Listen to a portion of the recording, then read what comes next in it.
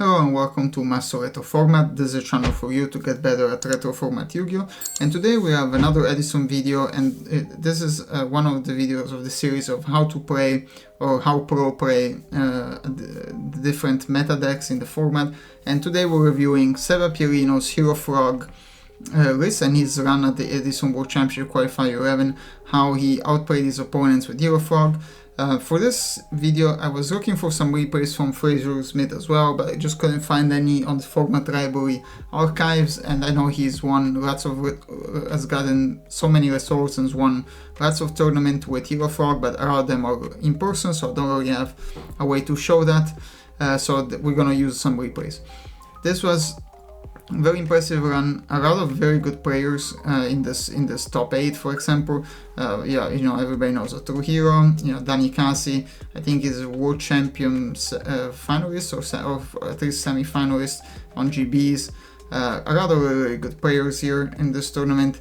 And yeah, I think I've covered this tournament before. I'm not going to focus too much on the other decks. We're going to just really focus on the replays by Sebapierino and how he got and kind of talk more about how he played his Zero Frog deck, how he outplayed his opponents. Going quickly through the deck list, there's a lot of different Hero Frog approaches, Hero Frog lists. I've seen some lists play only 3 heroes, I've seen lists without Dupe Frog, I've seen some crazy stuff. But this is a pretty sensible list. I like the approach of having 4 heroes with the 5th one in the side. You also have the Eco and the Rodas to search your heroes as well. So you essentially have 6 heroes in the main, and like that makes you, like, the important thing is that you have your first Miracle Fusion be live, because after that, you know, you can banish your own Absolute Zero. So yeah, I think it's important to play at least 4, because like Miracle Fusion is maybe the best card in the deck, or one of the best cards in the deck, one of the only cards that don't require your normal summon basically. So I think you really need to make this card live as much as possible, and the heroes actually give this deck an interesting kind of secondary plan. Like, if you're not doing the whole value like Monarch train shenanigans, you can just start beating down with heroes, and like they really don't want to commit usually because they're afraid to get Kaiused. So you can just punish that with Stratos or Neos and just start attacking them for a lot of damage early in the game. Yeah, playing 2 dupes, 3 swaps, 2 3-1, 3 subs, pretty standard. Playing the Junk Synchron, I really like this card. Like, I think with the Roda, this is a no-brainer to play this card. Playing 4 Monarchs, I've seen lists play 2 Raizas, I've seen some lists play 3 Raizas, 3 Kaius, and 2 Testaros, but I really think, you know, 4 to 5 Monarchs is the right number. Like, the Monarchs are extremely strong, but I think, like, I really think Kaius is much better than Raiza. I don't think the whole Raiza and like Phoenix Wing Brass, like sending your opponent back 2 turns, is as relevant as people think it is. Yeah, this is not playing the Spiritual Water Art, and that's interesting because lately you see more and more lists of Hero Frog playing that card in the main. I'm not saying I necessarily agree with it. I think it's interesting because the way I think about this card, it's exceptional going first.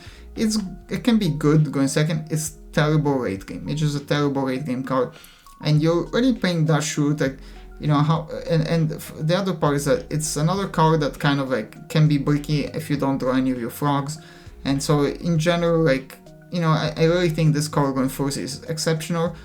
But going first, you already have kind of an advantage that you already have the 3-boy engrave. Like, generally speaking, you need more help winning games where you go second, especially with a slower deck like this, than the games where you go first. So that's kind of my 2 cents on this decision.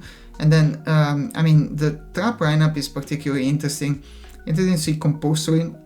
Of course, this works very well with Stratos, with all the Monarchs, so, you know, even with the Junk Synchron, it's a pretty good card to compulse back to your hand.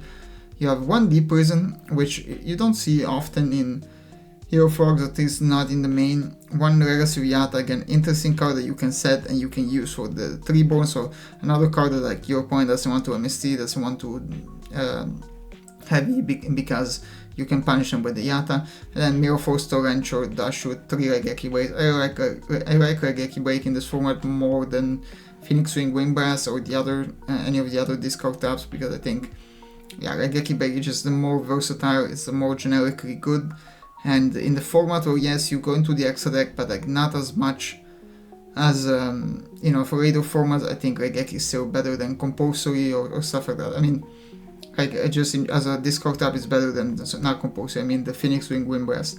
The side is also quite interesting. 2 Vanities, 1 Dark Star Spirit, 3 Crows. Like really respecting that matchup. Second Soul Exchange, I really like Soul Exchange. I think it's better than the enemy controller. I've seen Risk play 3 enemy controller, no Soul. I think that's crazy. I think the Soul Exchange, especially going second, is exceptional, and I think it's, you know, the enemy controller, it's a win more card in a sense, because you do have, like, you need to already have the 3 bones set up, which you will have sometimes, but I think especially going second, Soul Exchange into Substitute is like almost, I don't want to say game winning, but it's a huge advantage for you. And then 3 Dust, respecting the back row, second Deep Prison. I really like this list, very, very sensible list. And yeah, let's go into some of the replays and try to analyze and try to understand how Sebapierino plays 0-4. And you know, the goal of course is to learn from that and to try to improve as Edison player, learn how one of the best players of Edison plays 0-4. Into the first replay we have Sebapierino against Team Pontes. He's a good player, very good player. He's he's getting great results also in Tango as well, not just Edison. And Seba goes first, as this interesting hand, kind of a bricky hand. Yeah, let's see, like this is the type of hand which scares me, where you play frog. The set just set 1 pass. I think this is more as a deterrent than anything else. Team Pontes is playing, I think, some type of very spicy frog monarch deck with the Sphere of Chaos, which he's used to make a crazy deck in Tengu format. So here he's going into, he also has the Eltani. I mean, this deck is extremely spicy. This is the card you really hate composing. Top decks into a Rhoda, that's pretty good. You really don't want to Soul Exchange.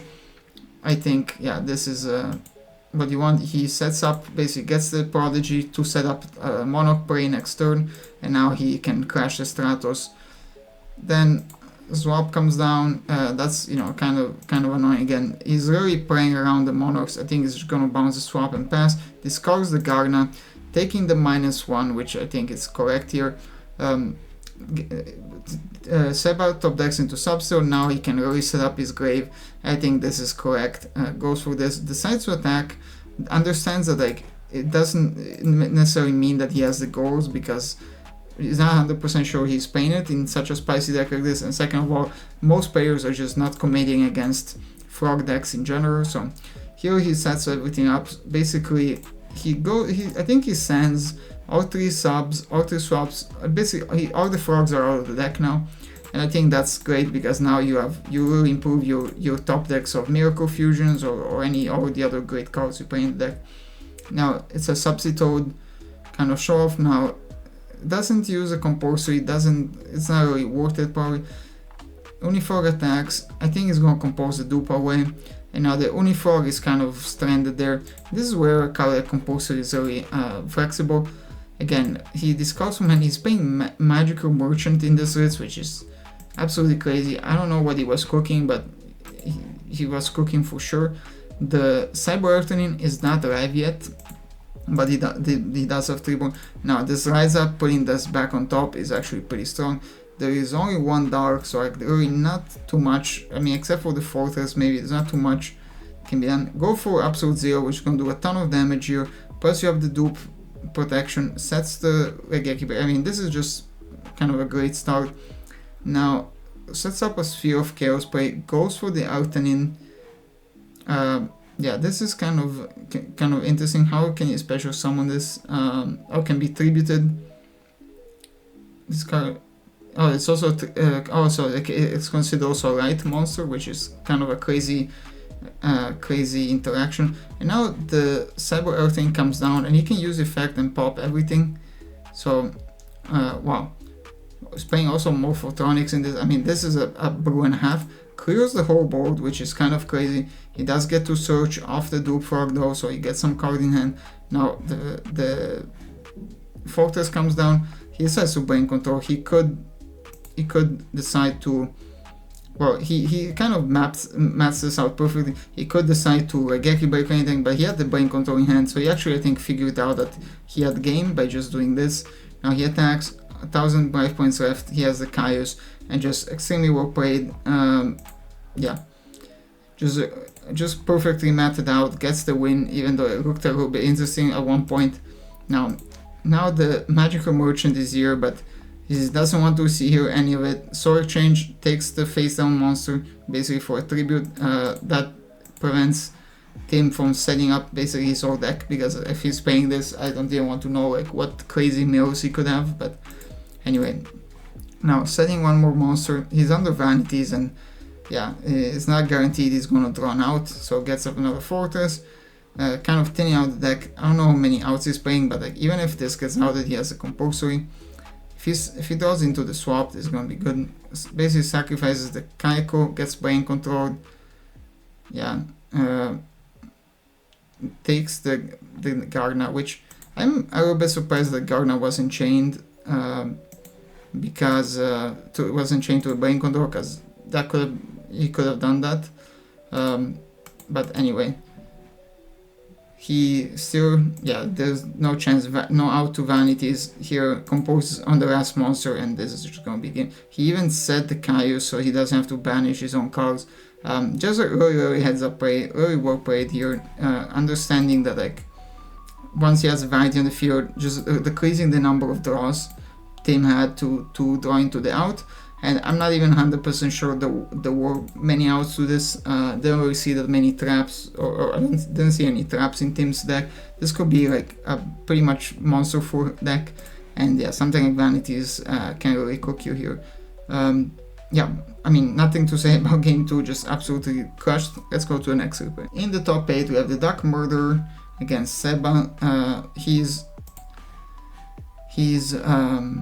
playing some type of Gravekeeper, some type of really spicy deck here as well. Really interesting to see Gravekeepers, Heroes, and Psychics. Some type of like Pterodad, like spicy brew, so something really cool here as well. Sets up, I mean, he has a pretty good hand to start. 1-for-1, anytime you have 1-for-1, I think it's very good. Now gets us up. Now the junk can get this too, and so he can start setting everything up. He can get the junk back as well, so he can use it again in the future. Attacks with Uniform, gets free 400 damage, and now he's just gonna set up a dupe rock, and this kind of plays around. Even a Raikou here, it doesn't feel great, but anyway, the Spy comes down, Spy into Spy. Now he can go into Brio to start bouncing things. Again, this could be a pretty strong like mind controls here. Can go into Armory Arm. Yeah, just goes for maximum damage, and I think that's generally the correct way to play against frogs. It's true that like again here he didn't actually OTK, so now he has to fight through Ryza, or basically a Monarch that's gonna punish you here. Equipping the Armory Arm doesn't do much, because yeah, it's just gonna get banished by Kaius or by Ryza. Sword Exchange here again helps him clear 2 monsters instead of 1. Decides to top deck the Spy, which is interesting, rather than the Armory Arm, because the Spy is just not a great top deck, and really shuts him down for a turn. Here again, the Ryza actually put in a ton of work. Now swap bounces the Ryza again. The Gravekeeper Spy comes down. He could have equipped to deal 1000 damage, but decided not to. Ryza again puts this back, and now you're in kind of the Ryza loop. The swap is gone though, so I guess like he can't do that one more turn. But still, not here. Now tributes for Chaos. Interesting to set the Deep Prison. He knows that, like he knew that the Gravekeeper Spy was coming down, so you could almost argue it would be better not to set it, even though like the Rascal hand might be something good, but I think, I don't know, he played it a bit careful. I don't know if like saying Deep Prison here might have been a mistake, because he locked himself out of the 3-board, and yeah, anyway, here goes for the Kaius. We had to tribute his Ryza. Top decks the Stratos. Now Stratos can search, but doesn't do much here. Junk comes down. Junk is gonna go for damage. Again, it would have been a game earlier had he played it the way I said it, but it's okay. Like I think he's just playing overly careful. I think like he's just avoiding. The only way he loses is if somehow, I don't know, the Dark Murderer kills him. Now Kaios comes down, of course, and it's gonna be game. Yeah, really well played, really using the frogs well, bouncing his Monarchs to use them multiple turns. Now, here there's an interesting play. He decides, here game 1, he potentially had the play to like YuGiOh himself to set up Deck Devi and all that, and it would have been pretty annoying here because yeah, he has the junk sub, and it would have really hurt him here, but at the same time, yeah, it would have been -3 for you as well, so it's easy to say that when you have the hand information. But the good thing is that, yeah, here Seba kind of plays around Deck Dev in a way without really even knowing it, I guess, because he's using his resource, the swap, to set up the Tribune before, because he could just pass turn, and then if he gets Deck Dev, he has no way to set up the Tribune. So actually pretty heads up play. And on top of that, the swap now can bounce itself, could bounce the Stratos too. Now YuGiOh comes down, and he's gonna have the Deck Devi here, so that's something important to keep in mind. Tribune comes down, swap's gonna send another Tribune and pass turn. Again, really holding this Deck Devi. Now swap again, Torrential is used. He chains the Deck Devi. He used the swap to send rather than to bounce it, which is a little bit strange. It's almost like he knew about the Deck Devi. He could bounce itself and then Torrential there. But anyway, he has Soul Exchange, Brain Control, and Rhoda. Now Brain Control is used. He can tribute for the Vanity Sphere. Again, any top deck Monarch is pretty strong here with the Soul Exchange and the Brain Control. He draws into a monster, and it's gonna be game. Just too much damage there. Yeah, the Deck Devi was pretty important. And here you see he's going first. He sided into the Spiritual Water Art. He has more traps here because he's seen the Vanity Sphere, and he needs a prison to out it. Now even though he sees Vanity Sphere, he takes the Armanite because, you know, that gets some free value, and all the other cards require more setup. So yeah, the Vanity Sphere here is kind of just sitting there. Now he brought back the Tribune, goes for swap, and now swap on its own can start putting pressure, start putting damage. I mean, it's an 8-turn clock for sure, but still. Stratos comes down, it's gonna get a search, gets a Mari to hand, and now he attacks, and yeah, he decides to prison this. This calls a Mari at the end of turn. Now he can set up his vanities, really heads up play here. Now swap comes down, sends sub, and bounces and passes. Now top decks into areas, really doesn't want his vanities to get kind of hit by Regeki or anything like that, and I think he's not gonna set anything either, because like he really wants them to have to waste this Regeki on something else, and that's something common that players do against frogs, is that they know that the set could be MST, could be Regeki, and so they really don't want to give you an easy way to unlock your Tribune, so they basically don't commit anything to the field. So now he's gonna take decides to bite the bullet, and Regeki does, which I think I tend to agree with. Now Tribune comes down, he could MST if he wants to, decides to play it so. Carbon comes down, this doesn't Spiritual Water Art yet, in standby phase does this, and yeah, don't know why they did it this way, but he takes the Brain Control. He has double vanities in hand, Break Spreader, yeah, the Kinetic Power and the Mind Control, and yeah, just decides to do it this way. Now he gets the Tribune back, and he can YuGiOh if he wants. Attacks here for that. He has the Compulsory to save his YuGiOh in case this gets Brain Controlled. So like this Compulsory could put in a ton of work now. Now there was a Mind Master level 1 tuner, which you don't see every day.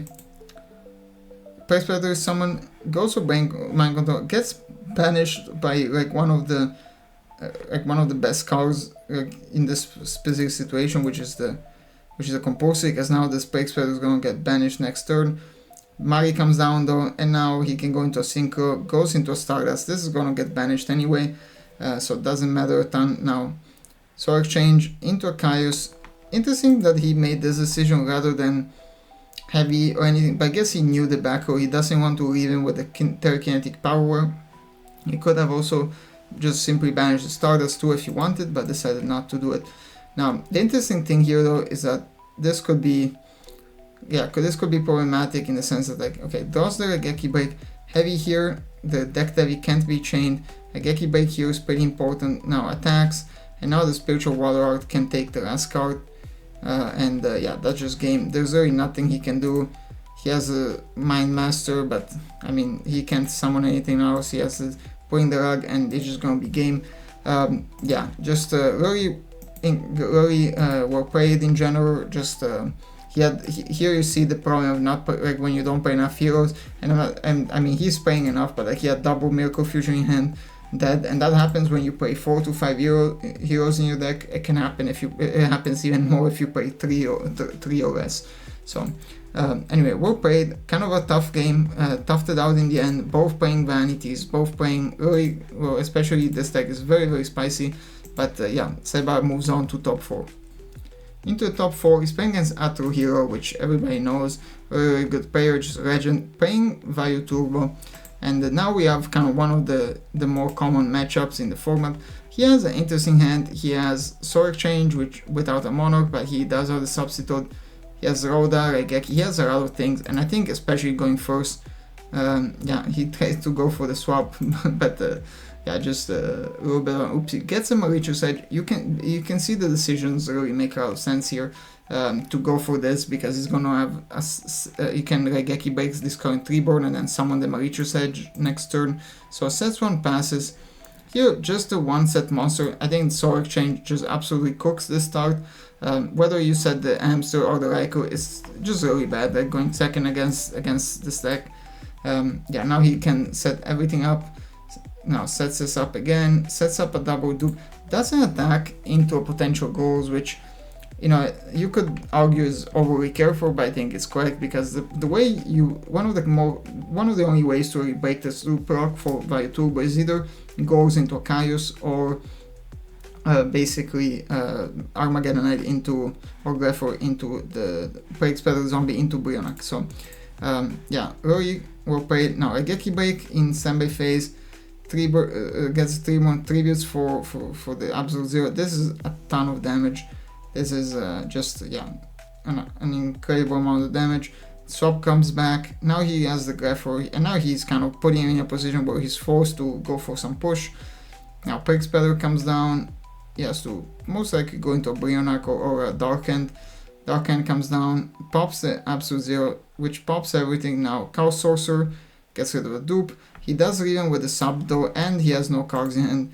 And yeah, this is pretty brutal. The Riser comes down, can basically put him on put back the Chaos Sorcerer, and he's gonna be dead in 2 turns anyway. He can summon the Chaos Sorcerer, so yeah, just very well played. The Renza, from what I've seen so far, has put in a ton of work. And yeah, here game 2, it's different beast because Atuhiro gets to go first, and he's thinking, I think there's a few options here. You most likely want to charge for Raikou and then set Karna. I think that's like the way you want to play this generally. You could set the Raikou as well, but I think setting the Karna just makes it a little bit more interesting, and that's exactly what he does, playing it a little bit tricky. This kind of like puts your opponent into kind of an awkward spot. If you try to 3-born into the Karna, it would just take damage, and then you could punish that next turn. Instead he goes for Stratos, which I think is the correct play, because even if this gets hit by the Raikou, you really don't mind. You already pressed off of it, so sets 1, passes. Now he can set up the 3-born prey next turn. Sirocco comes down. Yeah, decides to play more practice. I think Raikou is way too slow here. With the Raikou you can really get in trouble. Now he could chain, he's thinking about it, he could chain the Raigeki back immediately to the Sirocco, but that gets punished by a number of things. Instead, the Gale comes down. There's already 2 Darks in the grave, so really chaining Raigeki immediately also exposes you to Dark Arm. Half this, Stardust attacks, and here it takes the damage. Senbei phase, he decides to pop the Stardust. Stardust is chained.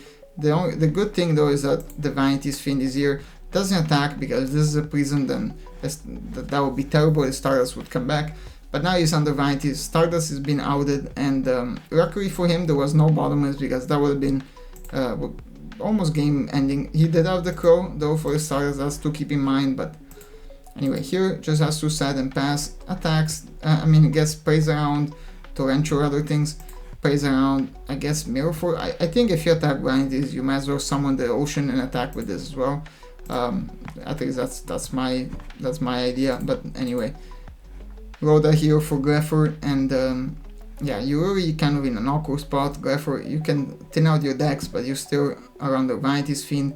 Crow now is used on the Garna just to speed up the clock. Stratos is added back with the Ocean. Stratos pops the return, which just some free value, and now he didn't even have to use the MST. Really playing this masterfully. He basically draws 2 cards, but he's gonna MST, compose, and it's just game. There is nothing he can do there. He doesn't have to, actually, yeah, he doesn't have to pair on goals, he has vanities, so there's really nothing to be done. Just a masterclass here by Sebapierino. Yeah, the Vanities Fiend is just absolutely killing in a sense. But yeah, very well played. Interesting to see Vanities sided in against Vayu Turbo. You don't see this all the time, or at least I'm not a frog expert in terms of siding. I think the problem with Vanities against Vayu Turbo, apart from that fun fact they play Bottomless Prison, all that, but they also play Raiko, which is just pretty clean out to it. But I guess like in this specific case it worked out. Also, you do have, I guess, like other ways to answer the Raiko. But for example, if you didn't have Compulsory, if you had only the Torrential or something like that, or Solemn, like this Vanities would have ran right into the Raiko, I guess. So that's why I'm not like 100% sure about siding this against Vayu Turbo. But here in this specific game, I put in a ton of work. So yeah, congrats by Seba. Moving on to the finals. And we have Danny Cassi, or Dan Top Decking. I think he was in the World Championship final against Chase Simpson, and he was playing Vayu Turbo against GBs. But yeah, here during the finals, Hero Frog against GBs, 2, I would say, pretty good hands generally. You don't love to see the Mumero, but the Aquari is one of the better ones to draw. Plus you have some protection. Yeah, and against Heavy, the Starlight hopefully is going to be pretty good. Now, the one thing to note is that there is a goals here, and like there's a few different options for this. I think Frog is one of the best decks for goals because your opponents really want to attack, and here it's funny, they're like, should we wait for Fraser to do the to show, because he was covering the tournament. But it's one of the best goals decks. And here we have kind of an interesting play. Swap sends sub, I guess, because maybe he wants to keep one swap in deck, so like he doesn't have to send the 3-board because the sub can send the 3-board, and then goes for 1/1 immediately, goes for basically all his frogs, and I think he's like really emptying the deck. Yeah, there's no attacking, it's turn 1. Basically already has sent all the frogs to the grave on turn 1. The 1/1 is really powerful for this exact reason. Now if he draws any monos or any Kaios or anything like that, it's gonna be really good. Now here he decides to play it, so just sets everything, decides not to like book a moon to try to attack or anything, do anything fancy, because unfortunately the moon mirror is in hand, so he wouldn't be able to anyway. And he can keep that for next turn, because with the moon mirror he can shuffle it back and go for a bestiary or something. Now Heavy is used, the Starlight, as I said, lines up pretty well. Solemn on the Caius is also pretty important. And now, yeah, this is with no heroes, this miracle is kind of dead. Now the Book of Moon can be used to book this, and yeah, the damage is gonna start coming in. Here it starts attacking. Yeah, it just takes some damage, but he can go into these things to the Tribune sets up the Secutor, because this is gonna be able to attack next turn. Of course, depends again on what the opponent does. Now if it gets attacked, also the Waboku is gonna come in. Now this is used. This is chained. Waboku is chained. Brionak is gonna get rid of the dupe. Really heads up to get rid of the starters. The reason why you want to get rid of the dupe is that they can just crash their attack with their monster into it and then get some value off of it. Top decks the Test Tiger, which is pretty strong here, and now the Secutor, and yeah, this is GG's, because he can go into I guess he can really after that the game is out of reach. Yeah, pretty brutal game 1. GB gets the win. Now game 2 starts off with, and like here we have to see, I mean, we kind of to spoil it, Seba is gonna win this duel, and I'm very curious to see how he does it. Here game 2 he sets 2 like this, sets up this 3-board. Really, he's gonna have to torrential anything that comes down is a thing, and like he'd rather have the 3-board in the grave when that happens. But anyway, setting 4 this time without heavy, or sorry, without the heavy protections, or without Starlight, or without basically without any protection, really, without the Solemn. So now he has a sub, he can use this, and no way to stop it. Trap stuns there. He could really get some value off this with the Unifrog, because yeah, he could pop these pretty much for free. Now swap comes down again. He really wants to thin out the deck from all the frogs. We can fast forward to this a little bit. Decides to go for dupe, and maybe for Unifrog, yes, tries to get some value. Even if they try to attack the dupe, he does have the Torrential, which with the dupe is going to get some value. So Unifrog attacks, and now this is going to start taking cards, and it's going to hit one of them. Hits one of the trap stuns. Trap stun is used now. Smashing's used. Yeah, not really 100% sure about the smashing, but anyway, here Bestiary is going to pop one. Compulsory not used. I guess like you could have bounced the Unifrog just to be to save it, but anyway, he did have to use a lot of resources for this like very small push. Now Mirror Forces on the areas, no real way to protect, no real way to protect it. Top decks a Stratos, which is insane. The GB trap has to be used, and now it's just not attacking with the Bestiary, because Deep Prison, Mirror, I mean anything like that really hurts. Like Deep Prison on this is almost game ending at this point. Sets 1 passes. Now top decks into Test Tiger, which is pretty good. Rodas for Junk Synchron really needs to, well, really doesn't want to give him the chance to have multiple GBs. Attacks with this gets booked.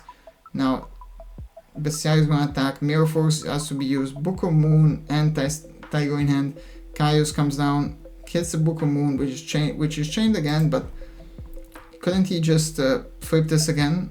Because this was someone, I guess no, he just flipped it now, never mind. So flip this now, goes into the Darius. Torrential here has to be used, and now he's down to nothing. Caius hits the Rasbacker and can start attacking, and this is a 2400 monster, so now really way to come back. Very well played by Seba. It wasn't easy to fight through all that back row, to be honest, and he did it like a pro. Really exceptional decisions. Now, as the Stratos again, I think in the GB matchup, and you saw he brought in the areas, like the heroes are very strong, or better than the frogs, because yeah, MST, I really agree with this, because you really want to get this attack through. So goes for Stratos, gets the Prodigy to set up a Caius spray for a future turn. Now he also has the Compulsory, has some extra protection. Smashing use, doesn't compose yet, decides that it's not really worth it, but he could next turn, go for Prodigy into Stratos. But anyway, here goes for this into Caius. Composer Chain, not the best card against Frogs. I would side this out, to be honest, against Frogs, because like you really don't want to bounce the heroes, or you really don't want to bounce even the Frogs, or the only thing you want to bounce is Absolute Zero, which like it's a very small part of the deck. Anyway, sets this up. Now he has normal, goes for the Caius, gets Book of Moon. Starlight is set, but Starlight also not good against Frogs. I think this is another card I would side out. I know that Absolute Zero, something like that, can you can negate it with this, but I think it's just not ideal. Now Caius is flipped, goes for attack, and even if this is set, like they can play around it with the Caius. So Caius attacks. Now Swap comes down. Swap can bounce the Caius, but he really doesn't want to stay or just leave a Swap on the field, so he's gonna bounce itself. And yeah, he's gonna be able to keep attacking here. Mirror Force is used. Has a double Test Tiger in hand, so if he does a GB monster like this, could be very explosive. Now sets this up. He wants to be safe, to have the dupe rock set up. And yeah, now even with the GB monster, it's not gonna be so easy to break this. Even with Move Mirror, like you can Move Mirror and then attack the other one, but it still doesn't feel great. Now goes for this Compose Chain, huge compulsory there. Not something that they expect. Regeki Break is a card they might be expecting more, but yeah, the compulsory there was pretty huge. Basically wasted the Test Tiger. And now Areas can attack, and the Areas is protected. Draws into the Move Mirror. Now Test Tiger again gets a quality. Doesn't go for the Move Mirror play, but the Miracle Fusion is going to end the game. he has the Chariot and the Starlight, and it's just not going to be enough here. And I really think that the Chariot is good against Frogs. I think the Starlight is just not great, because like, yeah, there's not that many effects that pop multiple, to be honest. And it is true that you wanted to protect from heavy and stuff like that, but I think literally the only card that pops multiple in Frogs are Heavy Storm and Absolute Zero. Here, a little bit unlucky with the draw. He really kind of, you know, he tried his best to survive. I think, yeah, there is no chance here. I don't know if this was already game, but it was already pretty close to game. And on top of that, yeah, the resources that this deck can generate is just crazy. Very well played. You know, I think we saw some very, very methodical play. Amazing player. I have to say, like, GB is generally like a very field matchup, and like even though he lost game 1 pretty brutally, I think he came back and played extremely well, especially game 2. Game 3, GB kind of bricked a little bit, but I think just very, very well played, very heads up, absolutely dismantled Vayu Turbo, and also just absolutely cooked some more kind of spicy random decks that Team Pontes and the Dark Murderer were playing. But yeah, this was how the best play Hero Frogs. Hope you guys enjoyed this video. Subscribe if you want to get better retro format Yu-Gi-Oh, and I'll catch you in the next one.